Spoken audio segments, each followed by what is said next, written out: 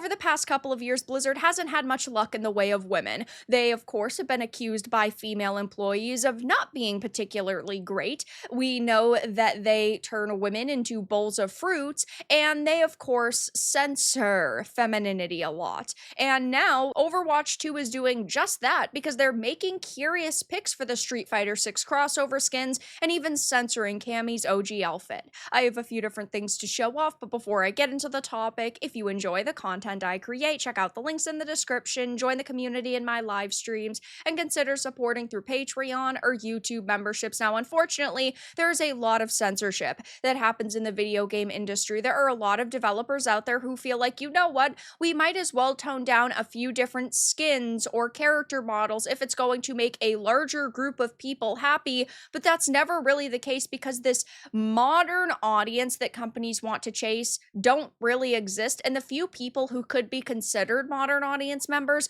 don't actually play video games or care about video games, so all they're really doing is censoring content that their real audience would want to purchase, ultimately leading to less people monetarily supporting their company. And in continuing their ongoing attempt to bring back players with third-party crossovers, Activision Blizzard has announced that it will soon be teaming up with Capcom's Street Fighter 6 to bring a number of World Warrior themed skins to the Overwatch 2. Yet sadly, for those who might have had their interest piqued by this crossover, it should be noted that not only are said skins being assigned to characters in a seemingly random and nonsensical way, but the one depicting Street Fighter mainstay Cammy also has been hit with a bit of peculiar censorship. But continuing on, it says following dances with One Punch Man, Cowboy Bebop, Transformers, My Hero Academia, Avatar: The Last Airbender, and Mobile Suit Gundam Wing, the next collab for the struggling hero shooter will see 8 of Activision Blizzard's heroes cosplaying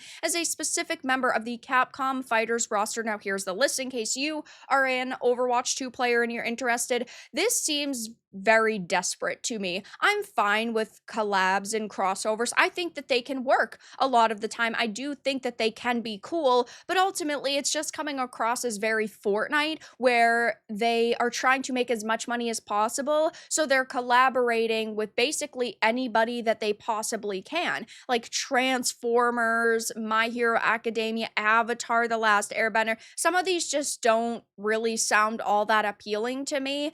It's just very like Fortnite and very Call of Duty. But it says while a team up between two of the biggest gaming entities in the modern age is admittedly not that surprising, heck, after Gundam Wing, all Overwatch 2 collab bets are off, the same cannot be said of their specific hero and skin selections. I think that it's fine for video games to collaborate, but the more they collab, the more desperate it really comes across. However, unfortunately, some of these selections leave a number of thematic head scratchers. For example, while Juno and Chun-Li may share a feet-focused fighting style, it seems more sensical to give the Chinese fighters' outfits to Overwatch's actual Chinese representative, Mei, not to mention that her thighs actually do Chun-Li's justice. Even more curious is the choice of Kiriko and Juri. Not only do the pair share little in common, with the former being a Japanese ninja who uses spirit-based powers to heal her allies, and the latter being a Korean assassin with a penchant for Taekwondo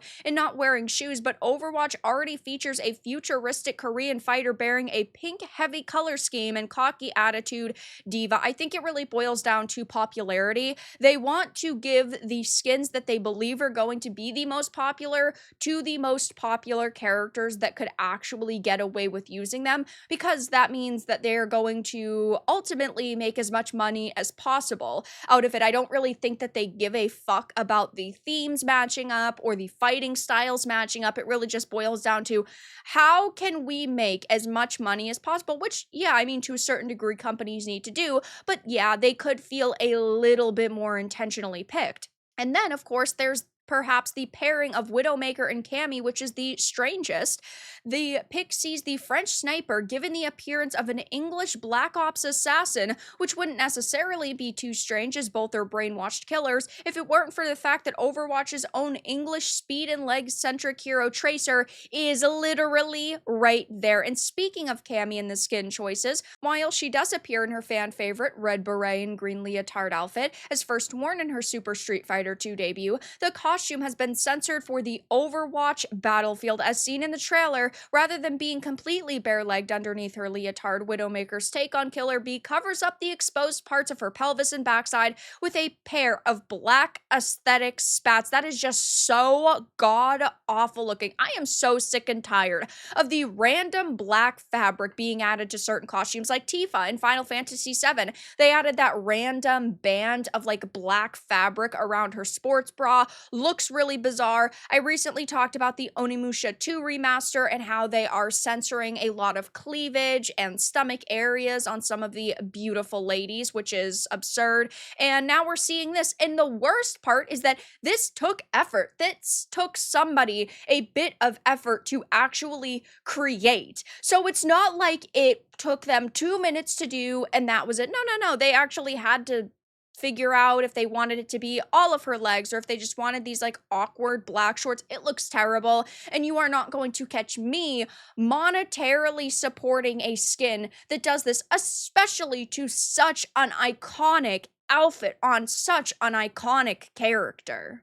It says, interestingly, it's likely this change was mandated specifically by Activision Blizzard, as not only has the Western developer grown ever more sensitive to such sexualization in recent years, but Cammy can actually wear the completely uncensored version of her green leotard in Street Fighter 6. Now, Capcom is pretty bad when it comes to censorship, but yeah, if they were going to have Blizzard censor this outfit, it would be censored in Street Fighter 6 as well completely. Now, of course, Blizzard is, yes, very sensitive when it comes to feminine characters and the sexualization of women, because of course they don't want to be accused of treating women poorly again the way that they were just a few years ago. Here's one of the most iconic examples. World of Warcraft paintings changed to cut back on sexual content. Another small change while employees and activists wait for more meaningful shifts. I think that this is absurd, that it's always, oh, it's just a small change, guys. It's not that serious, because if it wasn't serious, why did they change it in the first place?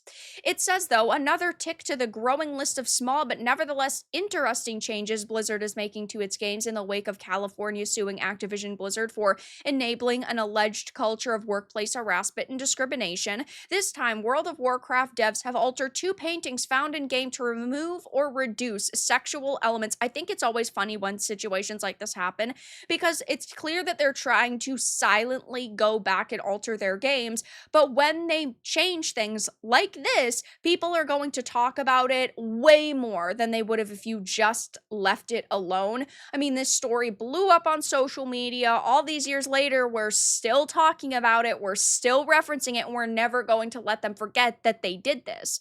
It was previously a painting of a lounging woman in a revealing style slip and mask that has been replaced with a bowl of fruit. So yes, guys, they definitely respect women. They definitely care about women because we've erased women. Because that makes sense. Overwatch is no stranger to censorship itself, because we know that Overwatch's victory pose was actually cut after fans complained that it was over-sexualized. This was all the way back in 2016. Blizzard said that it would remove an over-the-shoulder victory pose by the Overwatch hero Tracer following a complaint on the Battle.net forums that it turns the time-bending teleporter into another bland female sex symbol. Yeah, guys, we're going to change an emote that thousands of other people, maybe at this point millions of other people, would have loved because of a single complaint on their forums. Absolutely ridiculous. We aren't looking at a Widowmaker pose here. This isn't a character who is in part defined by flaunting her sexuality. Why? Why can't she be? Why was that so offensive to you? If you're okay with one female character doing it, another female character should be able to do it as well. It's not over-sexualization and objectification because these are fictional characters, they're already objects. This post says to the player base, oh, we've got all these cool, diverse characters, but at any moment we are willing to reduce them to sex symbols to help boost our investment game. I think that that's so funny when they're saying that this was like an over-sexualized post when she's literally just looking over her shoulder. It's not her fault that you are so fucking sensitive you can't look at a butt on a screen without screeching about it.